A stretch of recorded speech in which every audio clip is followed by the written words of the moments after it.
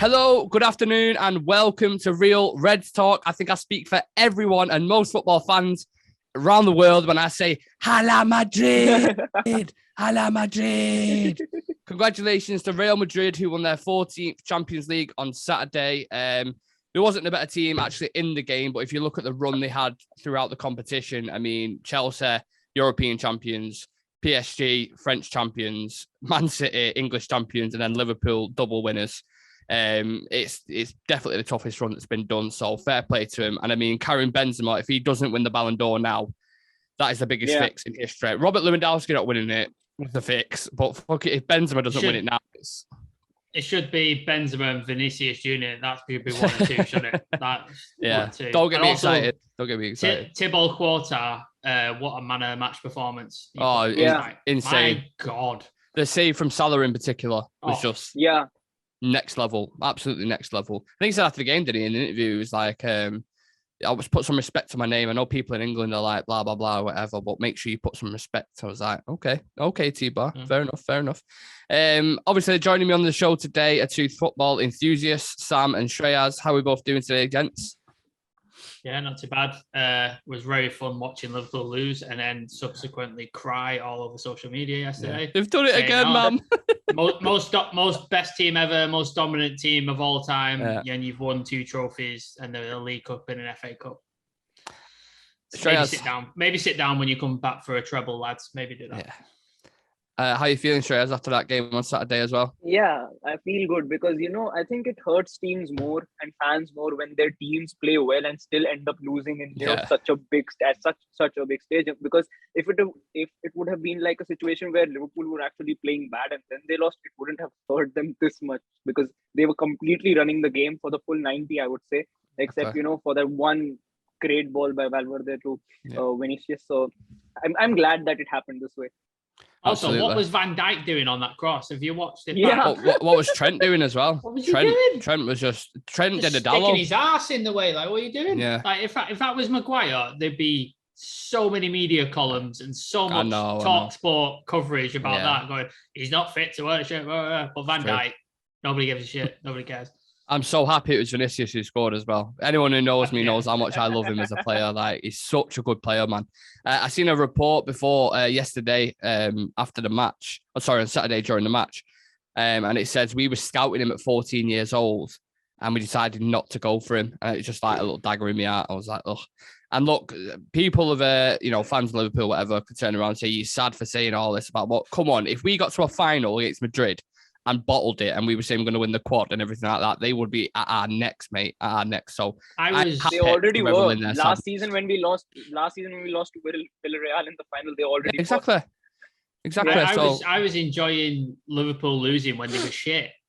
I mean, it's even better when they're good and they fucking lose. That's like just a cherry on the cake. We've had some news come out recently about Ralph Ragnick leaving the club officially. So I'm not sure what's going on there. Loads of different reports coming out from the Telegraph and the Athletic, like some conflicting stories. What do we think, Shreyas? I'll come to you on this. What do you think's happened here? What's gone on, in your opinion? I think Ragnick, he has done his part. And, the way things were happening, we've seen how slowly things change at Man United. And, when we saw that, people were getting fired, they were getting sacked, people were leaving, especially the old guys who were already there when it comes to, the board and the scouting positions as well.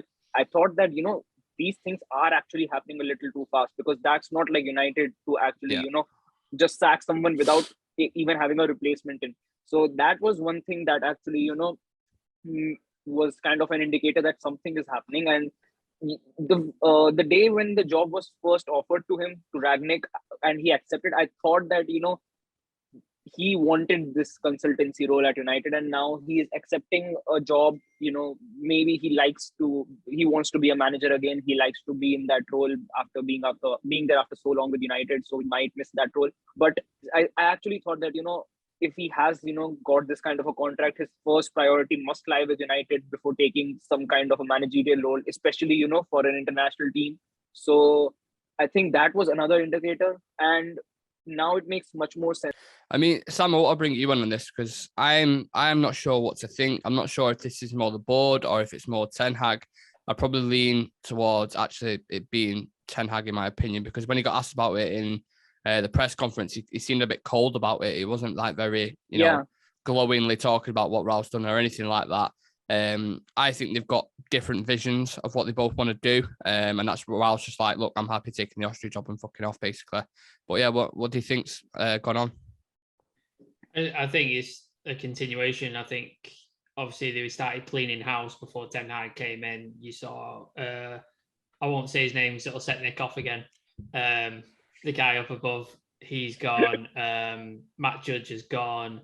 The scouting, pretty much all the scouting department have gone. All the coaches have gone. McKenna, Carrick. So yeah, I think it's continued. And I think Ten Hag just wanted a clean break from. He said in his press conference, it's a new season. I forget about everything that's happened before. Mm-hmm. This is where we start. So I think that's where he wants to be. He wants to just like have no remnants left of what was before. And do you mind that as a fan? I mean, I'd like to have seen, like, I think Ralph said a lot of great things in press conferences. I think we all, managerial and coaching aside, where there's definite questions there.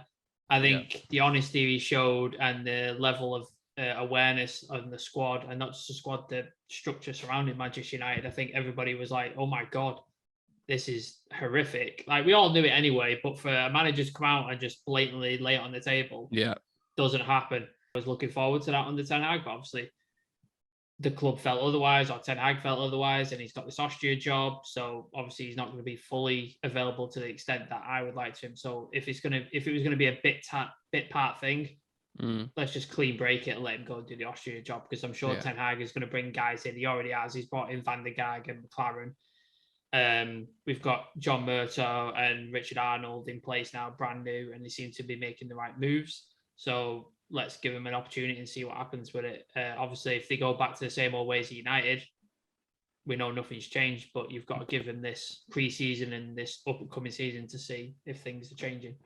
Happy if Ten Hag's done it because he's got a certain focus and a certain plan, an idea, and if Ragnick had different plans for the club, then they're always going to clash.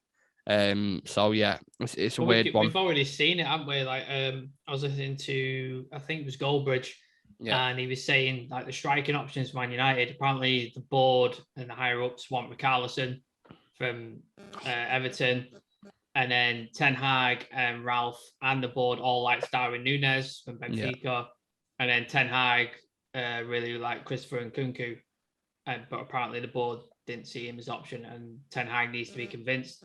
So if you're already starting out and you've got all those split opinions already, there has to be someone who has to shift. And unfortunately, it's going to be Ralph at this point because he isn't a full-time employee of the club. He's a consultant. So someone has to go, and that's what's gone on, hasn't it? The one thing I will thank Ralph for is exposing the Glazers, exposing the board, fantastic. Exposing the players, and exposing the medical staff as well. Like, I loved his press conferences because it was the absolute opposite of what Ole Gunnar Solskjaer did. Like I said it before, sugarcoated everything. Never said anything that was going on behind closed doors. He was just like, yeah, they're training well, they're doing well, they're up for the game, blah, blah, blah. And he's just like, we know that's not the truth. But yeah, that's what's going on with Ralph Ragnick. It's a shame. I think he's done a lot of good stuff for the club, and wish him the very best as he goes into the Austria job. That's all we can say, really. I hope he comes back to Old Trafford, because I'm sure fans will chant his name for what he's done. Absolutely. I will. So. I'll be the first one there, absolutely. Let's move on a little bit, lads. I know we mentioned at the start of the show the final on Saturday night. I just wanted to ask you guys what were your thoughts on the game, just very quickly before we get into the main part of the show, which I'm going to explain in a second. But yeah, Madrid versus Liverpool. What do we think Saturday night? Liverpool were the better team by a large margin, but Thibaut Courtois just decided he's going to have a man of the match performance and save everything they've chucked at him. Like that Salah shot, I think it was in the second half, was unbelievable. That's like David De Gea levels of shot stopping that. It was just ridiculousness. And all it took was one mistake. Van Dijk and Trent fucked up when that cross came in, and like Vinicius Junior in at the back and just unmarked back of the net. And it's just like, finals, that's the opportunities that are going to cost you. If you let one opportunity, that they're going to punish you for it. And Madrid have done it every single round.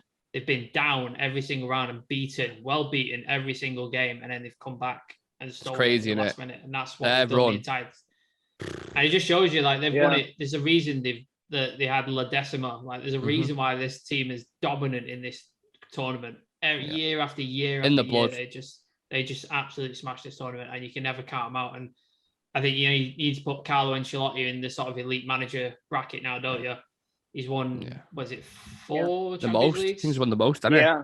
4 Champions Leagues, God knows how many Spanish Cups, Italian Cups. Won it as a player as well, I believe. As a player, like just he's up there with like Klopp and Pep Guardiola for me now. He's a fantastic manager. Everton must be kicking themselves. I think he manages egos really, really well. I think that's one of his best sort of assets as a manager. But yeah, it's funny what it shows because all the pundits before the game, Michael Owen was like 2-0, 3-0. I think they're going to walk. Steven Gerrard, 3-0. Like. Gerrard was like, I can see Liverpool scoring earlier. Then it going, kind of a bit of a blowout.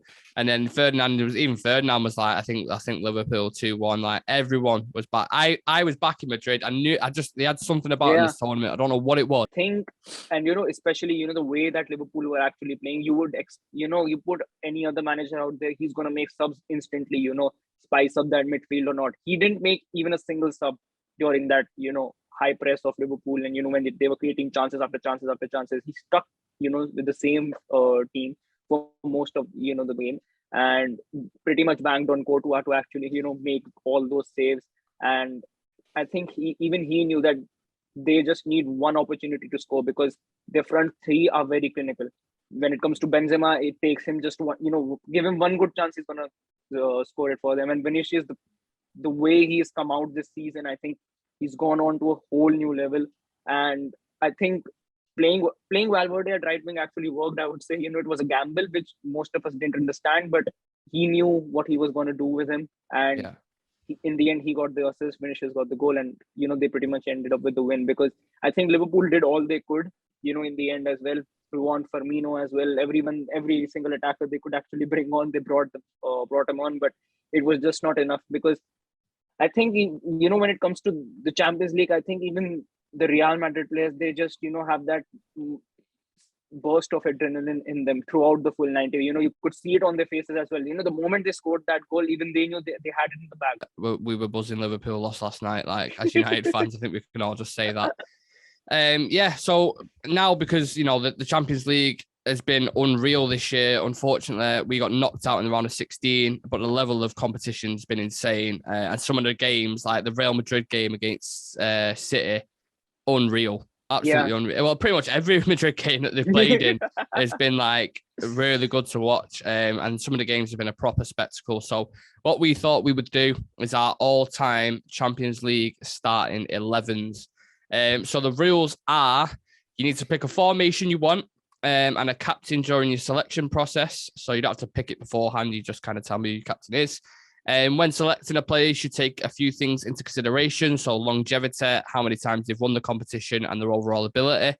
Give me the reasons why you've picked him, and why you like him. And no, Sam, you can't have a full AC Milan squad, unfortunately. That's another rule. I've got... I'll let you know how many. I was going to say, just save it. It's not a full squad. I had to, you know what? I did pick, I ended up with like 6 or 7 of them. And I was like, I'm just going to get like torn apart by it. So I was like, I took 3 of them out. So I think I've only got like a few now. Okay. And also, Shreyas, you can't have 9 attackers in your team and just a keeper and a defender. So you can't have like a 1-3-9 formation. It's got to be, like a 4-3-3 or a 4-4-2, something along the lines of that. So with all that said, who wants to go first? And let me know. Go on. I'm going with a 4-4-2. 4-4-2, old school, very 90s. Yeah, well, like my team reflects that, so I just wanted to sort of reflect the team I have. What I do, I will go through their achievements, and then I'll give you the club, and you can see if you can guess who it is. Okay, interesting. So you're starting with keeper first, right? Goalkeeper, yeah. Okay. So he has won 1 under-20 World Cup, a Recopa Sudamericana winner, a Copa Libertadores winner, 2 Confederation Cup winner. That should give you a clue. 1, South American keeper. Yeah. Dido. Brazilian. There you go, Dido. Yeah. I'll just finish off his achievements. Brazilian champion, 2-time Brazilian Cup winner, 1 Italian Super Cup winner, 1 Italian Serie A winner, 1 Copa America, 2 Champions League wins in 02-03 and 06-07, 2-time FIFA Club World Cup winner, and a World Cup winner. Yeah. I mean, if you're talking about Premier creme de la creme goalkeepers in terms of Champions League, in terms of world stage, in terms of European stage. I knew you'd start off with AC Milan. Fucking knew he would. Dida is the man. Like, I watched him growing up. I remember it might be a bit before your time, Nick, but Channel 4 used to have Serie A every weekend on Channel 4. And I fell in love with the AC Milan team. Obviously, I'll get onto a few players later on, but like Dida was the goalkeeper that I watched growing up, and he was fucking phenomenal, absolutely phenomenal. For AC Milan, 301 appearances. What's this? 132 clean sheets, which is fucking ridiculous for a goalkeeper. Absolutely ridiculous. And national career is 90 appearances from Brazil. 205 appearances, 296 appearances in Serie A. The only club of sort of note that you probably know him from is AC Milan. He did play for a few Brazilian teams as well, but like most people know him for his time at AC Milan. But yeah, that is my goalkeeper. Okay. Shreyas, goalkeeper. Who've you gone for? Casillas. I knew you would have gone. I knew it was either you or him who's going Casillas. Yeah. So I knew it. That's why I didn't pick him. I'll throw it out there as well. I've gone for Casillas. But yeah, I'm sure you've got. I knew you'd pick him, so that's why I didn't pick him, because I knew somebody would. It was really tough for me to pick Casillas as well, because you know what, Antonis Nikopoulos has also got UCL appearances under his hat. Has he ever played in the Champions League or even the? Yeah, he has played a lot of Champions League games for Olympiacos. Has he actually? Yeah. Oh, fair play. You should have just threw him in there because he would have threw us absolutely off. He was like, I know you're going to pick. And you go, oh, do you? Oh, okay. Yeah. Antonio Nikopoulos. Yeah. Boom. But yeah, go on. Give us a few insights to why you've picked Casillas, because I've got a few of my stats there, but I'll see which ones you've brought to the table. I think, when it comes to Casillas, the way I think he's one of the Real Madrid's one of the most youngest keepers that actually came through with them. I think one of the most successful goalkeepers when it comes to that Real Madrid squad. Was a revelation for them as well. Crazy saves in big games as well. He kept his calm. I think even when they played against Liverpool and they got dismantled, he actually had a really good game in that one as well. I think where Liverpool beat them 3 or 4-0. He had a really great game in there as well. And it was actually, really hard to pick out an aspect where he wasn't actually that good, because he had longevity in him as well. He went to Porto, won the league there as well with them. And I think when you look, at all-time greats when it comes to keeping, especially when you have to look at that Spanish side, I think he's the number one, because he inspired me as a kid, and I think a lot of kids in Spain as well. I mean, me sitting in India getting inspired by him, I think to kids in Spain who, grew up watching him, it definitely would have been definitely a feeling. And, having that opportunity, to go to the stadium, to the Bernabeu every weekend to see Casillas play in goal for them. I think for me, I think it definitely has to be Casillas. I've gone with a 4-3-3. And I've gone with Iker Casillas in that as well. Played the most games in a tournament as a keeper, so in the Champions League. Was the youngest to ever win it at 19 years old. Yeah. Has won it 3 times. Has the most clean sheets in the competition with 57. So I just thought there's no one else I'd rather. I was thinking about Buffon or maybe Neuer. Because I like them both. Buffon's never won it though, has he? No, but his longevity and that, he's still been a class keeper in the competition. But so yeah, I went with Casillas as well. So that's the roundup of keepers. Who've you gone with right back? Because I imagine there's going to be 2 that are really stand out, and I imagine the one you've gone for is the one I've got in my head. But we'll see. Well, I had 2 because I when you were saying about it, I was like, well, one of them hasn't won it.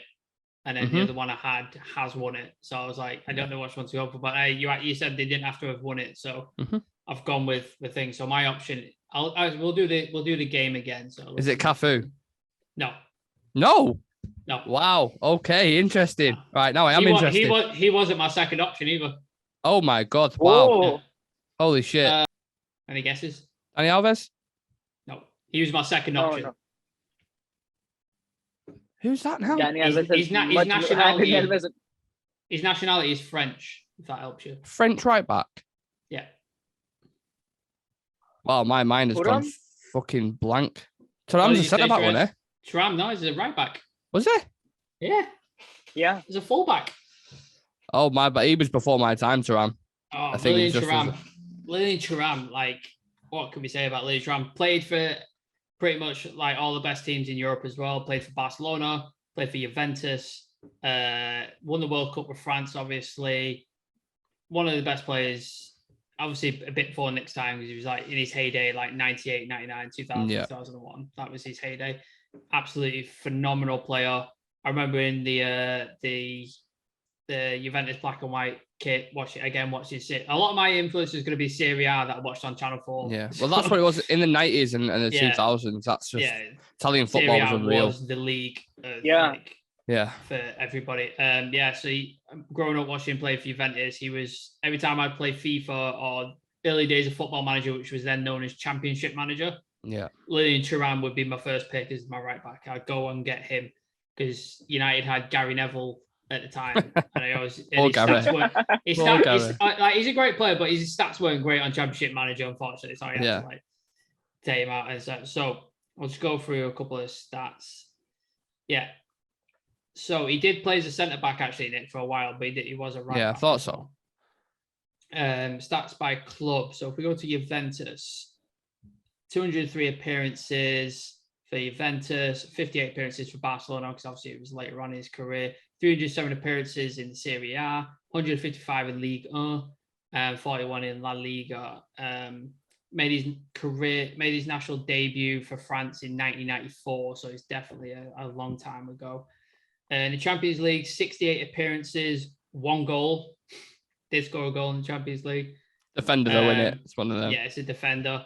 3,392 minutes. Obviously, did not win the Champions League, unfortunately. But, like, for me, one of the best right backs pre the sort of modern Premier League era of football. I think he was the first sort of guy I looked at closely as a defender. Like, everybody, when you're young, you're always about strikers or wingers and stuff like that, but like Lilian Thuram stood out for me as a player, and I know none of you have probably picked him, but for me, he's a sort of very nostalgic throwback for me. But I like this. You've gone from a different kind of vibe. I like it. Look, Thuram, from what I've seen of him, I have to admit I haven't seen a lot. And maybe I'll go watch some clips of him after this because I like having knowledge about players. So the fact I didn't know he was a wing back is but yeah. Look, Shreyas, who have you gone with? I have a feeling you probably picked the same one as me in this position as well. Have you both picked Dani Alves? Yeah. Again, this is why I didn't pick him, because I was like, right, what are they going to pick? They're going to pick Casillas, so they're going to pick Dani Alves. So I just was like, right, get them off. What? It's going to be mad if we've got the exact same team. It's going to be mental. But go on, Shreyas. I think, one of the greatest fullbacks to ever live. The longevity is still there as well. Absolute, when it comes to, having that reliable right back, he always had that flair on his face as well whenever he used to, come out for Barcelona. 46 titles, as a senior player. So that's a lot of trophies. Yeah. A mainstay for Barca in that back line of Piqué, Puyol. So, and, I think when you see, I really don't know how many right backs have had the longevity that Dani Alves has had, because he's still there for Barcelona right now. And it's mad, isn't it? Exactly. And if I see that Barcelona side right now, I think Dani Alves is the best player that they've got at the moment as well. So, his stats are incredible, especially for a fullback. And I think he used to be a menace for any team he used to come up against, even if it has to be the Champions League, even if it has to be La Liga, or even for the national team, he's been superb as well. So I think he definitely deserves a shout, in my opinion, for my side, and absolute class player. I've gone with Dani Alves as well, the most decorated right back in history. Yeah. His link up with Messi on that right hand side was sublime. Like when Messi had took in, he would literally hold his own down that full right hand side, and he was a threat of his own, bombing up and down that. As you said, Dan, he's won like 45 trophies, I think. That's why he's the most decorated. He's won so many. He's won the Champions League 3 times, played over 400 games for Barcelona. But it was a tough one for me between him and Cafu, because Cafu was a solid right back, like unreal. But he didn't play as many games for Milan. I think he played about 180 games. for AC Milan. So Dani Alves, when it comes to trophies and winning, he was the guy. I think he won 2 trebles. Did he win 2 trebles with Barcelona as well? I think. Yeah, just a born winner. And when it comes to Champions League. Did he win a World Cup with Brazil? Yeah, I think so. Yeah. Mm-hmm. So, right, I'm just going to put this out there now. We're getting over to centre-backs. If one of you haven't put this centre-back in your team, I am shutting down the stream and we're never going to talk about it ever again. It's probably going to be me. Right. So, Sam, with that being said, I'll come to you first on your first centre-back. Should I do it as the pairing? If you want, yeah. Yeah. Why not? Do it as pairing. So, you're probably going to be able to guess it. Like, I'm not going to give you certain achievements because that'll give it away straight away who it is. So I'm going to give you the other achievements. So 3-time FA Cup winner, 5-time Premier League winner. It's going to be Rio and Vidic, isn't it? There you go. Rio and Vidic. Rio and Vidic. That's my centre-back I'm pairing. done. I can't believe it. It's one of the that greatest is a fucking crime, Sam, that you haven't put. It's the greatest centre-back pairings of all time. No. It is. It's not. It is. It's a fucking. I'll let you, explain the reasons why you've chosen. Miracle in Moscow. Like the Nemanja Vidic, arguably one of the best centre-backs Man United has ever had in its entire history. I'll agree with that. The hardest, most brutal, would not be scared of anything that was thrown in front of him. There's been several games where he's been cut open and just carried the fuck on. He's unbelievable. Like, I don't remember him having a bad game ever for United. 211 appearances, 15 goals, which for a centre-back, not bad. 39 yellow cards, obviously. 2 yellow cards, which I was surprised about. I thought he would have a lot more, but that's it. So 52 appearances in the Champions League, 3 goals, again 10 yellow cards, 4,538 minutes within the Champions League. Obviously won it with Manchester United in 2008. For Serbia as well, he won, I think, a couple of Serbian Players of the Year, but it is what it is. I don't know how you can argue with Nemanja Vidic if you just watched him play. He's just a towering king of absolute. I'm sorry, right, but with the other options that you've got, he couldn't lace the boots. When it comes to Champions League. I'll get into mine in a second, but I'll let you. Is your other one Rio? Your other partner Rio? So Rio obviously won the same amount of titles. Let me just go. Why don't you tell me who I'm supposed to pick then? No, I'll get to me because Shreyas is after you, and then I'll go through mine. Don't worry about that. I'll go through mine. Well, let's just go through Rio. Obviously, Rio won the same amount of trophies as. Yeah, and Champions Leagues between them, they've only won 1. They've been in 3 finals, but won 1, haven't they? Yeah. Again, 92 appearances, 2 goals, 11 yellow cards and stuff like that. But yeah, he's got very similar stats. But I think it was the centre-back pairing. Like in my head, I wanted to make a pairing. I didn't want to pick 2 random players and just stick them together because I think a centre-back pairing is essential to a great defence. And I think for me, watching them two was one of the best times of my life watching United, is watching them two play together. It was just phenomenal. You knew nothing was getting past them. And even if it did, you had Van der Sar behind him, who was fucking making sure it wasn't going in the back of the net. Yeah. So for me, they're top centre-backs. And I would pick them in my team every single week. Okay, I like it. Shreyas, hit me with your centre-back pairing. And I hope it's not the same as mine again, because it's going to be the same. It's going to be recurring. I have gone with Vidic because I think, Okay, so that's all right then. Yeah, I mean, okay. Yeah, because the brutality, I think he was one of those centre-backs, that United had that, even the strikers, when they were running towards him, they used to have that fear in their heart because, he was like a madman. He would go with his head just to, get that ball out of the box. Yeah, and I think, one of the, like Sam mentioned also, one of the best centre-backs, that United have ever had. So, Vidic is in there for me, and alongside him, I've gone with Sergio Ramos because I think fucking hell, that's an hard pairing, isn't it? I mean, imagine a striker just running up. Fucking hell! For fuck's sake! Like that. Imagine a back line.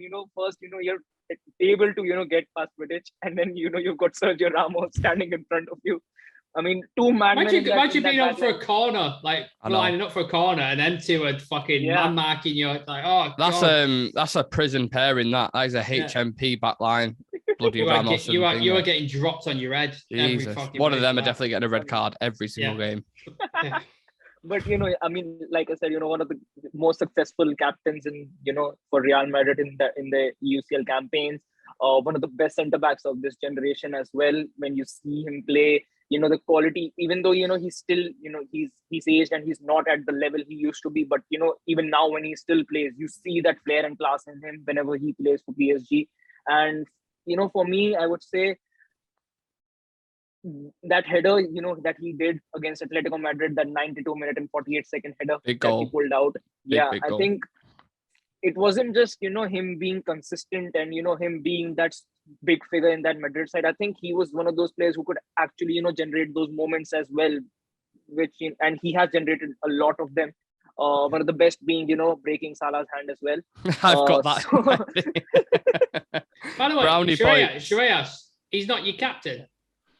No. Crazy. I mean, but you did love Casillas growing up, so I understand it. Like, it's kind of a nostalgia thing. Can I guess?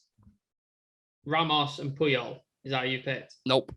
Okay. Nope. I am fucking astonished none of you have picked Paolo Maldini. How have you not put Maldini in that squad? That is unreal. Because this is what you told me. You told me not to pick AC Milan players. I get it, but if you're going to get one player from there, it's got to be Maldini. I've got two more. Paolo Maldini, arguably the greatest centre-back that's ever lived. Versatile, started off at wing-back, was incredible there. Played in 8 finals. He's actually one of the biggest losers in that respect, but he's won the competition 5 times. The Champions League 5 times. In that Italian era that we speak about before, the 90s and 2000s was so nostalgic for a lot of people, and he was a colossal player for AC Milan. He had everything: speed, reading of the game. He even looked decent. He was about an 8 out of 10 himself, so he had absolutely everything. And I cannot believe, honestly, I can't believe you. Captain material there, like absolute. Yeah, he was my captain, but I changed it. I changed it, and you'll see why. But Maldini has to be in that team. Incredible centre back. If I was doing individual, he probably would have been in my team, but I wanted to do a pairing, so I was like, I couldn't leave him out. Honestly, I couldn't leave him out. I wanted to do Maldini and Nesta. I wanted to do them too. That was my thinking. But then I had 7 AC Milan players in my team, so I had to get rid. Yeah, and alongside him, I've gone with Sergio Ramos again. Pivotal in that Real Madrid team, especially when they've done the La Decima. One of the best captains ever, a player every manager would have wanted in the team. Won the Champions League 4 times. And yeah, like Shreyas said before, snapped Salah in the final. So he couldn't have got more brownie points if he tried. Now, nearly completed the back line. Yeah. Left back should be interesting. I want to see who Sam's gone with. There's only one choice, really, isn't there? You're going with Roberto Carlos. Yeah, of course. Yeah. Okay, I've gone with something different. It's the only choice. I've gone with someone different as well. So, Roberto Carlos, just go through a couple of things he's won. UEFA Super Cup, 2-time Intercontinental Cup winner, 2 Brazilian Championships, 1 Confederations Cup, 3 Spanish Cup winners, 3 Champions League wins with Real Madrid, 4 Spanish Championships, 2 Copa Americas, and a World Cup winning trophy. I mean, if you're thinking about Real Madrid and domination in the early 2000s, Roberto Carlos comes to mind every single time. He's probably arguably, I think he'd be in a lot of people's top left backs of all time. I think if you asked around, a lot of people would pick Roberto Carlos. That free kick alone's just enough to put him in. The free kick to watch was just a thing of beauty. He didn't hit it a lot, didn't score a lot of them, but my God, when he did, they fucking absolutely amazing. Defied the laws of physics, didn't it? He's just unbelievable. Wasn't the biggest guy, but bullied people around like he was 6 foot odd. I think he was only about, what was he, like 5 foot? He was like a modern day wing back, but like, you know how wing backs play now? He was like that, but like well before his time. But he didn't look quick either. Like he was a stocky build, like he was a short, stocky guy. So he didn't look quick, but he just fucking up the wings every single week. Like it was just ridiculous. 370 appearances in La Liga, 48 goals for a left back. Which modern day, that's arguably best. But back then, left backs weren't doing this sort of thing. Left backs were defending. So 48 goals for a left back is astonishing. In the Champions League, 120 appearances, 16 goals. He was one of the best left backs. Arguably not one of the best players in the world for about 4 or 5 years, and he was at Real Madrid when he did it. I think, if you ask people about the sort of classic era of football back in the early 2000s, like obviously Serie A comes to mind, but also Real Madrid and Barcelona at that time, some of the players that were coming out of that team were just unbelievable. And Roberto Carlos was like the prime, won it from early 2000 to 2010, 11. That's when he was both. Just dominating European football, Real Madrid, for so long. And Roberto Carlos was a massive part of the sort of Galacticos era when you had like Roberto Carlos, Luis Figo, Zinedine Zidane, just the list goes on and on and on. He played with Casillas as well. So just unbelievable talent. And it still makes me smile that he plays for pub teams. Like you donate money to charity and he'll come play for your pub team. I'm going to make a team and fucking get him because I want to say I played with Roberto Carlos. Absolutely. Because fucking let me have it because it's just absolutely amazing. Shreyas, I can't argue what Sam said. He was definitely in consideration. Yeah. Who have you gone with? Because I feel like you've gone with the same as me in this. I've gone with Ashley Cole. Oh, no. He's okay. Yeah. Very good shout as well. Yeah, I think, when you look at, left backs, especially, you have to look at left backs in the Premier League who have performed very, very great, performed amazingly, and, been someone who has actually terrorized Ronaldo as well off that left-hand side. And I think Ashley Cole is definitely in there for me, been a mainstay for Arsenal and Chelsea as well. Really fundamental for Chelsea winning that Champions League as well. And, the way he used to, command that back line, especially, even when he used to play for England, I think he was really, really great. There's longevity there as well, I would say. And, he just had that winning mentality in him, even when he was at Arsenal, I would say. That's why, Arsenal fans really have that grudge for him as well when he moved to Chelsea. Won 3 Premier League titles, won the Champions League as well. So I think a really accomplished footballer. And, even when you have to, look at his stats on the pitch, I think he was amazing. And plus, having a backline with the likes of Vidic, Ramos, and then Ashley Cole. Can't believe you've not put Maldini there. And you've already, got someone like Dani Alves of the right-hand side as well. So I think the most complete backline you'll ever get is got to be that. I have gone, if you finish Shreyas, I've gone with... who do you think I've gone with? Can you have a guess? You've gone with Ashley Cole. Sam's gone with Roberto Carlos. Who have I gone with? Come on, Champions League. Luke Shaw. Player? No, not Luke Shaw. Come on. Is he a Barcelona player? Nope. Left back. Is he a Milan player? Nope. Come on, Champions League. Marcelo, obviously. Ooh. Marcelo won it 5 times. Yeah. Won the Champions League 5 times. To be honest with you, he didn't even pop into my head. Wow, crazy. I know. He was my second pick. If I had to, go with someone else than Ashley Cole, he was my pick. Yeah. One of the best attacking left backs ever. Was a toss-up between him and Roberto Carlos. Marcelo, obviously similar in style, both Brazilian, both very good attacking left backs, but he's won it 2 more times than Roberto Carlos. 16 seasons at Real Madrid. Like, no player does that unless you're at a certain level, like world-class level, to stay there for that long. World-class player.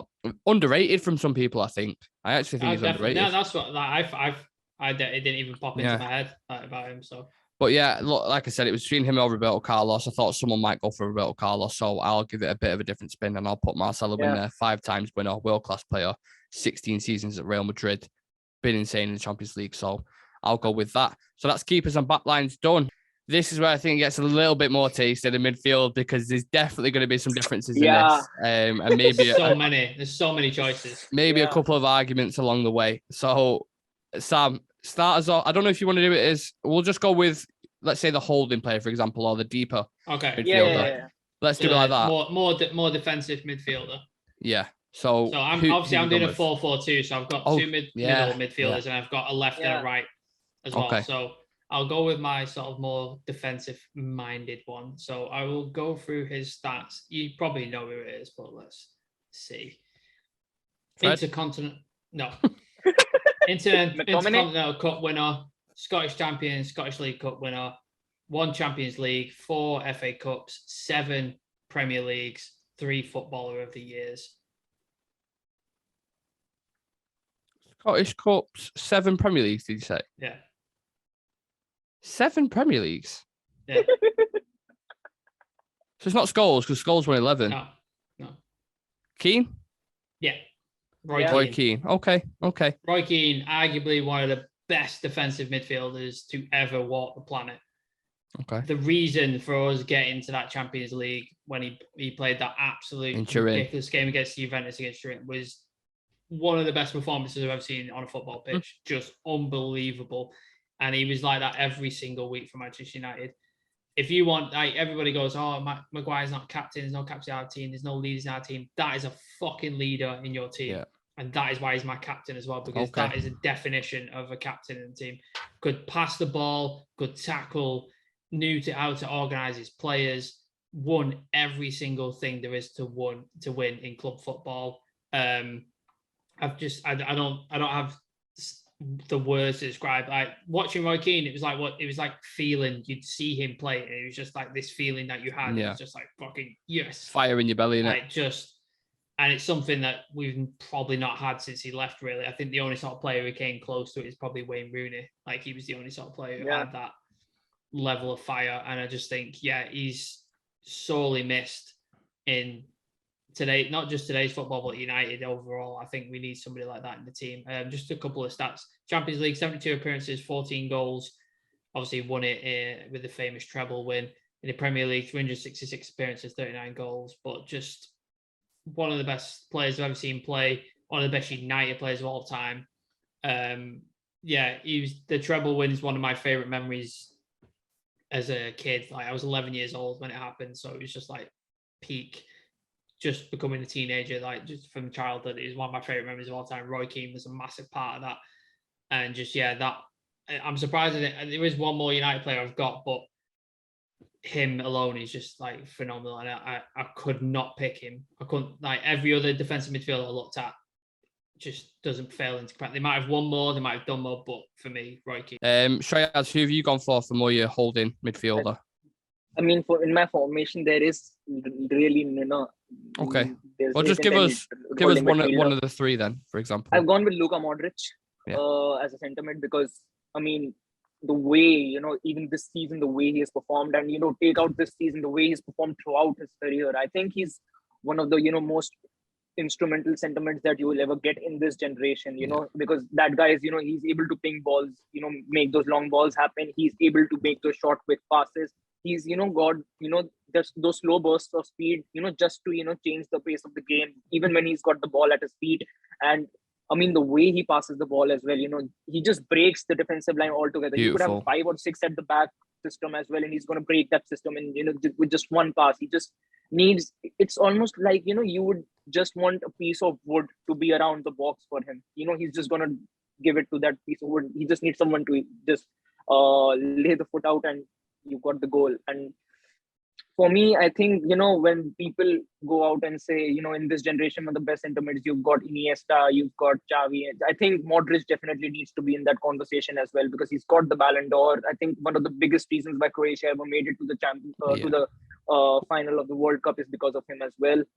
And he's got, he's really vocal and a good leader in that Madrid midfield too. And I mean, even if you look at that current Madrid side, it's not like they haven't got young central midfielders who aren't up to the level to actually, play for them week in and week out. Because you have to, you look at players like Camavinga and Fede Valverde, who are, I mean, you love Camavinga as well. I know that. Absolute baller for at such a young age as well. And, still Modric is keeping his position over him, starting over him. So just got a new contract as well, didn't he? Yeah, extension I think, as well. So I think Modric for me, centre mid, no question about that. When you're talking just straight football, I don't care what anyone says, he's in that conversation with Scholes, Pirlo and Xavi. Like, he's that level. He's so good. The same thing happened to Scholes though, didn't it? Like, nobody Like when people talk about best midfielders in the world, nobody mentions, only United fans like mention Scholes. Like if you talk to anybody else, they're like, oh, Lampard and Gerrard, and it's just like Scholes never gets a mention. Just a lot like Michael Carrick, and I think Luka Modric like sneaks under the radar for a lot of people. They don't think about him when it comes to sort of central midfielders. Who's your other centre mid, Sam? I don't think anybody can have any arguments with this one, really. Okay, because we'll see about that. Yeah, I really don't. Like, let's go through what he's won. So, two-time UEFA Super Cup winner, Italian Cup winner, two-time Intercontinental Cup winner, two-time Italian champion, 2 Spanish Cups, Champions League, Spanish League, European champion. That's the Euros, by the way. World Cup winner, 1-time Player of the Year, 3-time Footballer of the Year, a Ballon d'Or, and 3-time FIFA Best Men's Player of the Year also. So he's won a Ballon d'Or, a World Cup, and the Champions League once. Yeah. In centre mid? Yeah. He's an attacking midfield. Oh, Zidane? Yes, Zinedine Zidane. Yeah. I don't think anybody can argue with the quality of that is Zinedine Zidane, like one of the best sort of midfielders of his generation, probably of all time. The amount of modern day players that look up to Zinedine Zidane and what he did on the pitch and what he's won. Paul Pogba is like his idol is Zinedine Zidane. He loves Zinedine Zidane. Obviously, part of that famous World Cup 1998 winning team with France. Won the Champions League with Real Madrid. 232 appearances, 40 goals as an attacking midfielder. He could also play a number of positions. He could play in the left of midfield as well. He could play more back in the centre midfield. He did play a couple of games as a right midfielder as well. So very versatile player. 155 appearances in La Liga, 37 goals. Champions League, 80 appearances, 14 goals. Just got the same amount as Keane. Yeah. Today. Some of the moves he played on the pitch, like watching him play was like a knife through butter. Just artist his on the pitch. Touch, his pass, his shooting ability, everything he did with the ball was just, it was like when you played on FIFA and you're just taking the piss and just doing that. Just unbelievable. Double drag. I think he made famous the double drag back. I saw him do that so many times. It was just absolute beauty to watch. I don't think anybody can argue when it comes to Zinedine Zidane. Let's not forget the goal he scored in the final as well, the volley. Oh, that volley that he scored, but on his weak foot as well. It was in the air. He had to wait for it to come down. I don't think they won that final, but the goal he scored was just absolutely the only guy I've witnessed live who had a better touch was Dimitar Berbatov. That's the only one. Yeah. Zidane's touch was unbelievable. Just magic player. He's a very good player, but he's actually not in my team. He's not in my team, Zidane. But we'll see. We'll get into that in a second. Not in mine either. He's not in yours? No. Wow, I thought he'd be. I didn't think he would be. I knew you two would pick other people. So that's why I've gone for Zidane because. Okay, so your midfield pairings, Keane and Zidane, which, look, you can't argue with that. It's a good midfield pairing. Shreyas, I think you've gone with a similar one for me. Go on. I would pick the less obvious one. So I've gone with Iniesta. Yeah. For me. Because, if you look at what he's done for Barcelona, what he's done for Spain as well. I mean, the goal for Spain in the final against Netherlands in the 2010 World Cup. And the way he used to play, so calm and composed. I mean, it never really looked like he had any pressure. Even if he had, it didn't really, come onto his face.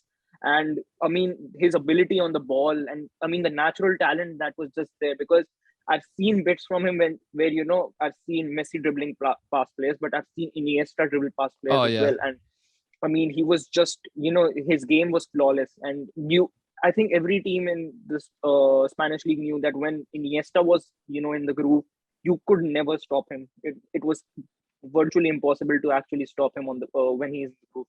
So, and for me, alongside Modric, I think he's one of the best center mids of this generation. Consistent, very successful for Barcelona in the Champions League as well. Won everything that there is pretty much to win, except the Ballon d'Or, which I think he fucking crime. It's a crime that he's not won a Ballon d'Or. Exactly. Mental, absolutely mental. So for me, Iniesta definitely comes into my team without a doubt. Yeah, he's in my team as well. 4 Champions Leagues, had everything you want in a midfielder. Ball carrying, his eye of the needle stuff with like on the ball, his passing was just like unreal. Close ball control. You know how Bernardo Silva plays now for City? Yeah, He's like that, like under pressure. yeah. He just can't touch him, can't get near him. And that's why, like, if you listen to like Jack Wilshere talk about that game he played against Barcelona when he was against Busquets, Xavi and Iniesta, you can't touch him. You can't get anywhere near him at all. Imagine coming out for a game and seeing that 3 in the midfield. Yeah, it's fuck's sake. Unreal. He's also I'm not getting the ball today at all. No, that's what I'm saying. He's also won 2 trebles with Barcelona, the most decorated Spanish football of all time as well. Yeah.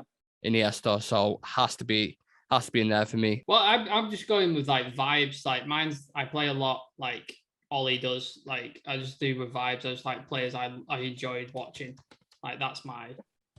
Okay, why have you gone with Ryan Giggs then? And I've got a front 3. 2 times Champions League winner with Manchester United, the famous treble win 07 and 07-08. 13 Premier League titles.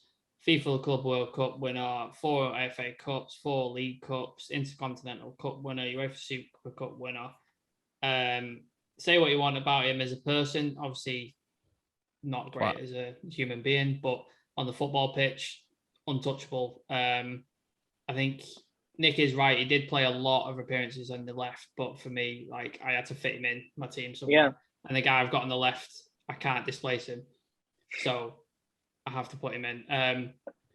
Just so many, like 632 appearances in the Premier League, 109 goals, 144 appearances in the Champions League, 26 goals. Obviously, 2 of them. I think, again, like Iniesta, I think it's a crime that Ryan Giggs was not nominated for a Ballon d'Or at any point during his career. I think so you'd have him over Beckham, over Ronaldinho? Well, you'll see who my midfielder is in a minute. Okay. Yeah, it was a hard call. I like Beckham. Just there's so many great wingers that I could have picked from. Yeah. But again, I'm going off like people I love to watch play and people I love seeing. And Ryan Giggs when I started playing football, he was what I modeled myself after. I wanted to play like Ryan Giggs, like up and down the wing, bombing on, cutting in. That famous goal against Arsenal in the FA Cup is just on my head in a loop when he takes his shirt off and he whips it round. Yeah. That's in my head for the rest of my life. He's unbelievable. And again, like a lot of United players, I think he gets underrated. I don't think a lot of people talk about how good Ryan Giggs was. I don't think a lot of people talk about how good Paul Scholes was. And I don't think a lot of people talk about like players like that. Beckham as well. A lot of people, they go, oh yeah, I know who Beckham is, but they don't look at his game and look at how good he actually was on the pitch. He was fucking fun. Same with Ryan Giggs. People don't look at his game. If you watch his game, he's the reason why he lasted so long. I think he's got longevity. Gareth Barry is the only one who's beat him in Premier League appearances, isn't it? I think Gareth Barry beat him because he came up with so West Gareth Brom. Barry's got 653. Yeah. Ryan Giggs has got 632. Yeah, so I knew Gareth Barry beat him recently, but arguably Gareth Barry's not played at the top of his game for those entire thing, whereas Ryan Giggs has. Nowhere near it. Nowhere near top of his game for that.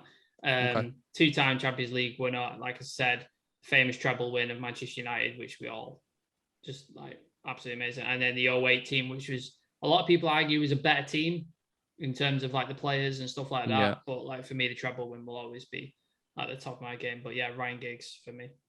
Interesting one for me that I didn't think it'd be in anyone's team, to be honest, but fair enough. Shreyas, who've you gone for? Are you going for your other centre mid? Yeah. Third midfielder, yeah. And I've thrown Paul Scholes in there. Because obviously, isn't that the guy who you benched?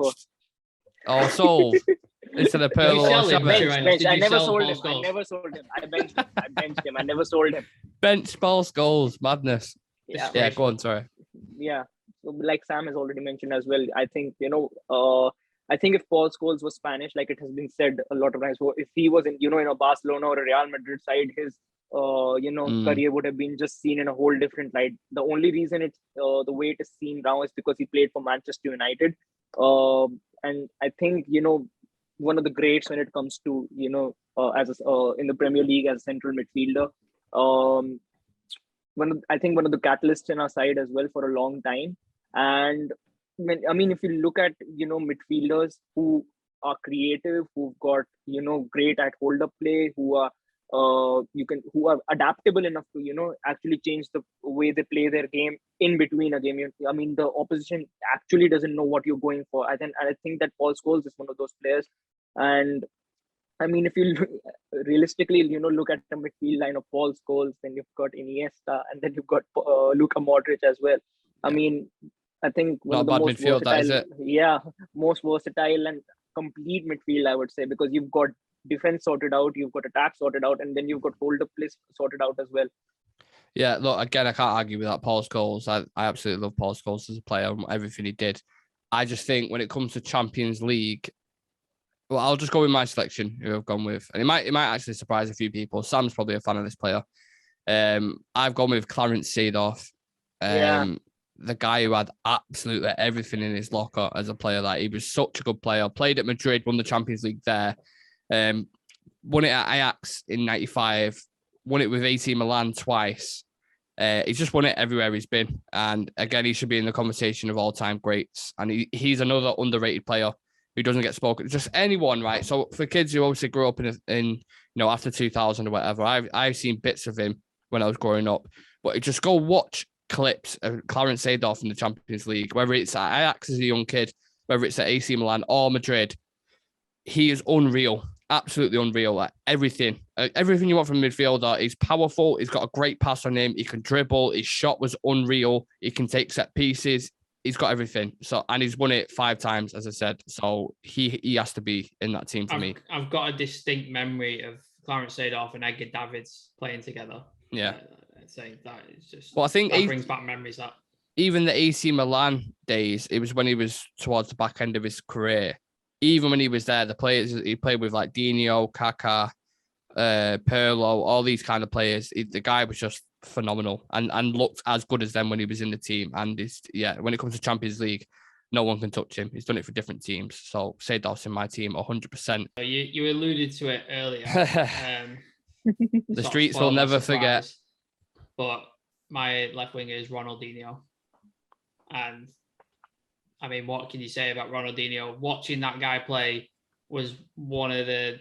It should have been, like Nick said, it should have been put on like Pornhub and stuff, because it was just his touch, his range of passing, his shot ability is like this guy was doing the Brazilian futsal skills like before, like Ronaldo came around and stuff like that. He was doing this shit and like just around the world and fucking drag backs and nutmeg. Like, he was just fucking phenomenal to watch. You know what 60 minutes, Sam? You know the goal against Chelsea? Where he's just doing that with his foot and then just hits it in bottom left corner. Unbelievable. Some of the stuff he could do. It's such a shame that he never sort of came to the Premier League, because I would have loved for him to play in the Premier League. Well, United were in for him a few times. At a point he signed for City as well, and then went to AC Milan. You know what? Barcelona have been blessed with so many good players. So many good players. But yeah, just a couple of titles he's won. So Italian Cup, Copa Libertadores, Confederations Cup, 2-time Spanish champion, 2 Spanish Cup, Champions League win, World Cup winner, Copa America winner, 2-time FIFA Best Men's Player when he played for Barcelona, and a Ballon d'Or in 2005. So just, won there is everything there is to win. I'm just going to get his stats up. So for me, I fell in love with him at AC Milan. He actually played more for Barcelona than he did at AC Milan, but AC Milan was when I sort of first noticed him and stuff, and he was just unbelievable. 95 appearances for AC Milan, 26 goals. For Barcelona, 270 appearances, 94 goals, which is pretty fucking good record for a left winger. Played at PSG as well, didn't he? Yeah. PSG. Played at who else did he play for? Loads of Brazilian clubs as well. Loads of little like Flamengo and stuff, and Grêmio and that. And the Champions League, 47 appearances, 18 goals. So just, I think again, I've gone with a lot of players I love to watch. Just watch play. Like obviously they've sort of failed in comparison to the amount of trophies that you guys have picked for players. But for me, untouchable on the ball. I remember the World Cup. Is it 2004? Well, Brazil, I think, won it in 2002 or 2000. 2002. Or was it? Yeah, because Italy won it. Was it the lob? David Seaman. Because Italy won it in 2006. So 4 years prior to that would have been 2002. The lob against David Seaman sticks in my head. And I remember, like, when England were playing Brazil, everybody was talking about Ronaldinho. And just like, watch this guy. This guy is going to tear us a new one. Yeah. And he's just one of the most unbelievable players I've ever watched play. And again, like when I used to play FIFA or Championship Manager and stuff like that, Ronaldinho would be on my team sheet every single time. For football purist, he was the best. Like in terms of watching someone, he'd excited the most. Absolutely. Yeah. Like, when you used to watch Ronaldo back in the day when you first get to United, he'd get you off your feet. Ronaldinho did that every single game. He'd always do something where you'd be like, what the fuck? Oh my God, how has he done that? Like, he's just unbelievable. So he is my left winger, if you will. Up front, I'm just getting him out of the way for a minute, but Cristiano Ronaldo. Thank God he's in there. Because the GOAT. I mean, do I need to say much on Ronaldo? I think we've said it so many times on Ronaldo. No. He's just won everything there is to win. Played for the best teams in each league. He's played for Manchester United. He's played for Real Madrid. He's played for Juventus, and he's won everything with every single one of those teams. He's won European Championship. He's won. Did he win a World Cup, Portugal? No, Euros. No, Euros. Won a Euros for Portugal. The best player walking the planet right now, bar none. Like, he's beating Messi. He's better than Messi. It's going to be interesting to see once he goes or he starts on the decline, because even at 37, he's still doing what he's capable of at 37 at Manchester United in the worst Manchester United team. In the worst Manchester United team you've ever seen, he's still doing it. At his peak, like Nick has alluded to on a few times, in the purple kit for Real Madrid, was untouchable. And he's probably the reason why Benzema didn't get the starts that he's probably deserved on recent form, because Benzema is clearly an amazing player, but obviously he came into Real Madrid at a time when Ronaldo was the main man, so he didn't get as much time as he probably should have done. But you can see why, because Ronaldo just absolutely tore the Spanish league apart, and just the best player on the planet, walking no matter what. So Ronaldo had to go on my team. And then my other centre forward, Nick probably knows who this is. Do you want to take a guess, Nick? Your other centre forward? Yeah. Is it R9? No. No. Oh, Lionel Messi? No. You haven't got Lionel Messi in your all-time Champions League 11? I got Ronaldo. Oh my God. No Maldini and no Lionel Messi. You're on crack. That is mental. What the fuck? I cannot believe that. I've gone for Andrei. Sam. I've gone for Andrei Shevchenko. No.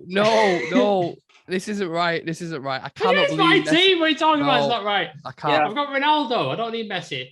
We've got Ronaldo. We don't need Messi. Andrei Shevchenko, Ballon d'Or winner, 2004. Champions League winner, AC Milan in 02-03. 7 times top scorer.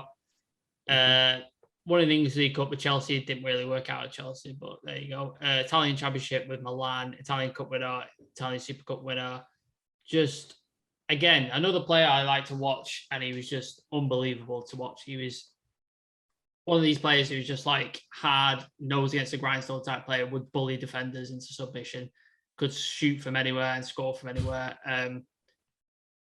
What's gone now? Bullies defenders into submission. I just had like vision of having like an ankle lock. No, it's not. Shevchenko got Puyol in an ankle lock. Yeah, just unbelievable player. Again, arguably, I don't think he gets the plaudits he should get, because I think Shevchenko is highly underrated. Mm-hmm. There's a reason why Chelsea went for him. He was just absolutely destroying the Italian league. Did flop at Chelsea though. I will put it out there. Chelsea, unfortunately, which is sad. Which we discussed before on bench starter sell, didn't we, Shreyas? Yeah. Again, my team is just players I like to watch play, and I grew up watching. And Shevchenko again fits into that mold. And I think it balances out quite well with Ronaldo. I think Ronaldo Shevchenko is a good sort of combination to have with Ronaldinho on the wing. So, okay. If you both picked Messi and Ronaldo, is that what you've done? I mean, I'll let Shreyas go. I haven't. I'm going to lose my shit. Honestly, I'm going to lose my shit. Start with your cam, Shreyas, and then go into your strikers. So, I've gone with Kaka, because, I think when it comes to cams and, the way he, played at AC Milan, I think he's one of the best players when it comes to cams that have ever played the game. He was the one I dropped. He was one of the ones I dropped when I had like 7 players. Yeah, Kaka was fucking phenomenal, man. Phenomenal player. And, for Brazil as well, I think he was really, really great. Amazing career. Won the Ballon d'Or as well. One of the key factors why AC Milan, were able to build that dynasty of, Champions Leagues, as well as, winning the league so easily. And I mean, the way he used to, sync with players around him as well, because he used to click with any player you actually, put aside with him. He was actually, able to build that chemistry so quickly with the player, and his on the ball ability and vision of the game was, I think, one of the very best at that time. I think was second to none. So Kaká goes in my team for the cam position. And for me, the two strikers, obviously one is Cristiano Ronaldo, because obviously one of the greatest players to have ever lived. And I really don't have to justify it now. And for me, the second one is Thierry Henry. And yeah, I think when you have to, look at centre forward or strikers. Sorry. Have you seen Monday Night Football where Roy Keane says to Jamie Carragher when he don't put Giggs in his team, he goes, "Oh, really, Jamie? You're not putting him in, are you not?" That's what I feel like. Oh, I can't believe Henry over Messi. Messi doesn't really play as a striker. Shevchenko over Messi and Henry over what? Messi don't play as a striker. Messi doesn't play as a striker. He plays as a false right nine for Barcelona. He invented. That's a forward. He invented the false nine. Pep Guardiola. I'm doing a 4-4-2. So you had a right wing position and put fucking Ryan Giggs on there. So you can't talking about strikers. I don't even have a centre forward position. I already have a cam. I can't really put in a centre forward alongside a cam. I would have rather had Messi over Kaká in the cam position. Absolutely. But look, it's not my team. I'm getting that over aggressive here. Sorry, give me your options. Not your options, your reasons, why you picked Thierry Henry over other greats. I mean, I think, when you look at that Invincibles Arsenal side, and even before that Invincible Arsenal side, I think apart from Dennis Bergkamp, in that squad, I would say Thierry Henry was that player, he could do anything. I mean, I still remember that clip where he once, he went for a free kick, scored that, the referee asked him to go for it again, then he scored that one again, and he asked, "Is that good enough for you?" And I mean, and his speed while he used to run with the ball as well against defenders, his dribbling, his vision. I think his finishing as well. I mean, it was absolutely amazing, and I think he does go down. He goes down as one of the best strikers to have ever played the game. And for Barcelona as well, when he went there, I mean, when Messi was there as well, even he knew, the kind of things that this guy has already done. Everyone used to acknowledge him no matter where he went. Even with the national squad for Arsenal, I mean, he was a revelation for Arsenal. One all-time Champions League. All-time Champions League. I mean, all-time Champions League. There are going to be a couple of shouts. I mean, I feel like someone's took the brief that I've given, just fucking chucked it out the window and gone, "Nah, I'm just going to go with the players I like." I've got a story about Kaká. When he was playing around the same time as when R9 was there as well at AC Milan. And a player came into the dressing room, brand new player. I can't remember who it was. I'll find out who it was. But he came in and R9 handed him a Playboy magazine and a cigarette. And he's like, "What are you doing?" He's like, "Look, you've got two choices. Now you join my group and you got like this, or you join Kaká's religious group over there." Yeah. He was super religious, wasn't he? Yeah. That's your two choices. I mean, I remember that clip of Kaká, where he was dribbling with two balls at the same time. He was just, walking on the pitch and he was just dribbling two balls at the same time. I mean, his ability was... He destroyed United as well, amazing. Kaká. Destroyed us. Yeah. I can't remember what defenders it was, who it was at the time. Might have even been Rio or Vidic or something. Yeah, I think Vidic was there. In between him, and they both went into each other. He did exactly. Yeah. And he was an ankle snapper, wanted Kaká. He's just like turn you left and right until you're just dizzy. But yeah, when that happened. Go on. Yeah. And I mean, Thierry Henry, he was a revelation for Arsenal, no doubt about it. But the kind of history that he actually left behind him. Right. So I've done I've got a 4-3-3. I've done the 4. I've done the 3. Left wing has to be Cristiano Ronaldo. Has to be no brainer. 5 Champions Leagues, all time top scorer, most assists ever in the competition. Look at some of the goals he scored in the competition. If you all remember him, the counter attack against Arsenal with Rooney, unreal. The goal against Porto was like 40 yards out. The free kick against Arsenal, which was about 40 yards out against Almunia, that went in the bottom right corner. The overhead kick he scored for Real Madrid against Juventus, and even all the Juventus fans stood up and was just clapping him in their own stadium, which is nuts. He is the biggest clutch player. Forget just Champions League in anywhere. He's the biggest clutch player. Any big game of all time. He's the biggest. Yeah, the free kick against Spain as well. You know, in the World Cup, the first game that was Portugal versus Spain. There was stunned. You know, he was just standing in his position. He's done it for United this season as well in Champions League. Like 3 games in a row when he scores the keepers like in the Champions League, like unbelievable. So there was no doubt. I was sure he'd be in most people's teams. My striker, I've actually gone with Karim Benzema. For me, has to go in. Benzema should win the Ballon d'Or this year. Cemented his place in the all-time Champions League for me. In terms of ability, as we touched on before, R9 was better, like a better player. But like I said, longevity comes into it, trophies won comes into it, and what he's done for the team around him. Like his hold-up play on Saturday night is as good as anyone's I've ever seen. Like he got Madrid out of shit a lot of the times, and if he wasn't in that team, they wouldn't have won it this year, and arguably a few more seasons. So Karim Benzema, he's doing it at 34 as well. Like he's getting better at 34, like a fine wine.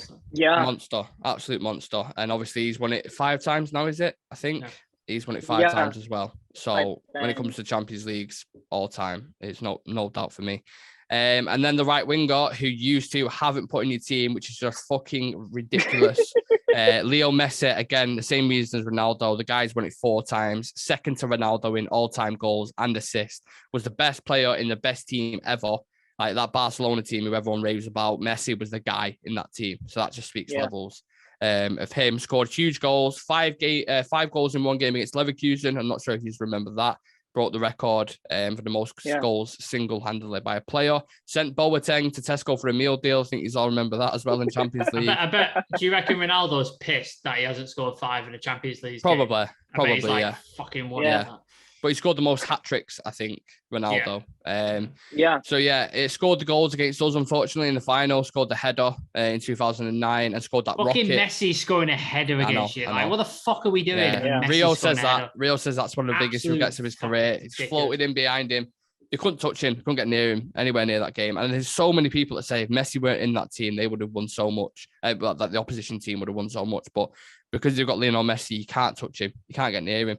I think Mourinho's set plan when they played him in 2010, when Mourinho won the treble with Inter, was said you have to stop Lionel Messi. If he gets on that ball, 3 players get around him.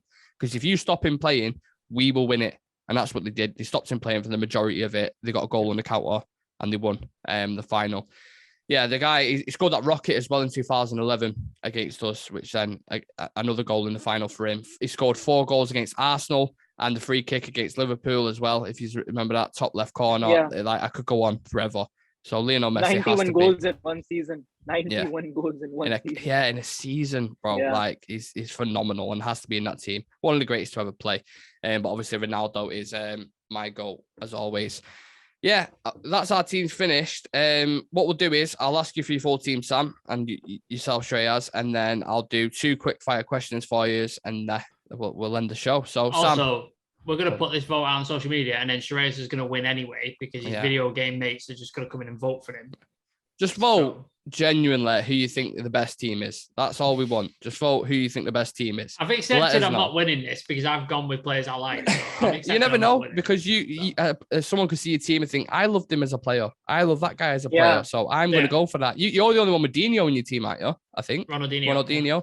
Yeah. So you know what I mean? The streets never forget a player like that. Well, you're the only one with Messi in his team. So full team.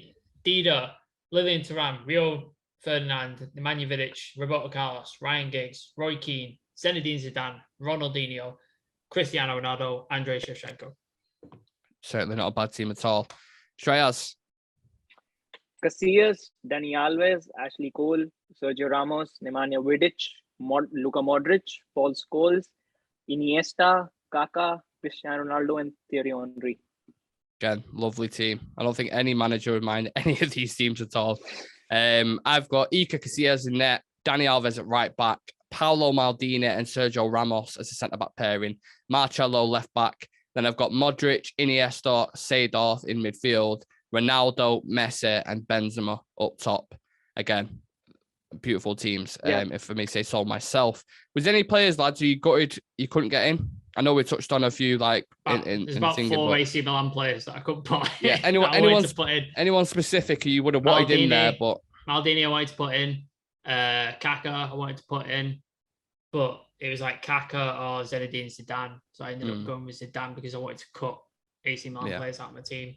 Maldini I wanted to put in, but I wanted to put him with Nesta, but again I wanted to cut AC Milan players out, and then I wanted to do a centre-back pairing as well. Yeah. So I sort of took Maldini out. So Maldini and Kaka were the two that I was playing. Ronaldo, R9 was a consideration at one point. Yeah. He's definitely in there. Oh, sorry. Ronaldo was my captain, by the way. I forgot to say. Yeah. So yeah, they were the three where I was like, I tried to fit him in, but it just didn't happen. Interesting. Shreyas, what about yourself? Is anyone when you was going through the team and you was like, all-time Champions League team? I love him. And then I can't get him in. Is anyone like that? Xavi, I would say. Xavi. I think, if the kind of system that I went in the midfield as well, I think Xavi's, and especially, the legacy when you have to, look at the players like Modric, Kroos, Iniesta, Xavi. I think all of them, fine gravy when you have to, look at one of the all-time greats in central midfielders, especially from the Spanish league. I think Xavi is one of them as well. Yeah. Or you could say Busquets, but I don't think Busquets. But underrated though. Underrated Busquets though. Like, what he done for that Barca team is unreal. Mine was Zidane. I was gutted I couldn't get Zidane in there because I love him as a player. I think he's absolutely magic and an artist on the pitch. R9 was another one. I think Sola, if you look at any striker on the planet, talent-wise, like Mourinho said this as well, talent-wise, he's the best striker he's ever worked with. And I think he's phenomenal. But again, longevity, trophies won, all that kind of stuff. So I'm gutted I couldn't get him in. Who would be your manager of this team? Do you think? Fergie? You want to move Alex Ferguson? Shreyas? I mean, the obvious choice is Sir Alex, obviously. Yep. But, I mean, this squad, to be honest, I wouldn't mind having Jose Mourinho to be a manager of the squad. Jose Mourinho. I would still pick Mourinho. Yeah, that's who I'd go with, because I think when it comes to finals, European finals, big games. Yeah, exactly. Yeah, Jose Mourinho would be my guy. I'd have to go with it. He's box office as well. So yeah, guys, that is it. Absolutely flew by. All-time Champions League 11s completed. We'll get a graphic done on that, and we'll throw a poll out. And we'll ban any of Shreyas' gamer mates from voting on them. And we'll see which one wins. I'm still pissed that he won with his 51-year-old goalkeeper. Absolute sacrilege. Crazy. Maybe one of us me or you, Sam, will win this one. Let's see. Been fun, been enjoyable. The schedule would have dropped already, I believe, on the Instagram page. So make sure you check that out for the content this week. Got loads of stuff going on, loads of different shows. Starting our streaming on games now for the next sort of 6 weeks.